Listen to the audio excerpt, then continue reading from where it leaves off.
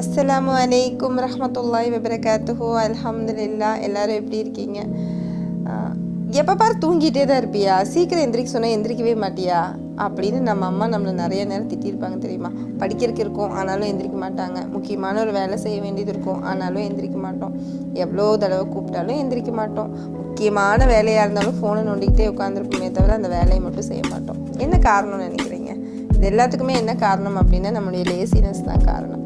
இந்த லேசினஸை over come பண்ணுறதுக்கு நான் ஒரு ஜாப்பனீஸ்னுடைய 6 டெக்னிக்ஸ் நான் சொல்லலான்ட்டு இருக்கேன். அதில் ஃபர்ஸ்ட் டெக்னிக் இன்றைக்கி நம்ம பார்க்கலாம். ஃபர்ஸ்ட் டெக்னிக் என்ன அப்படின்னா இக்கிகாய். இக்கிகாய்னா என்ன அப்படின்னா நம்ம வாழ்க்கையினுடைய குறிக்கோள் என்ன, the purpose of your life அப்படிங்கிறது தான் இக்கிகாய்.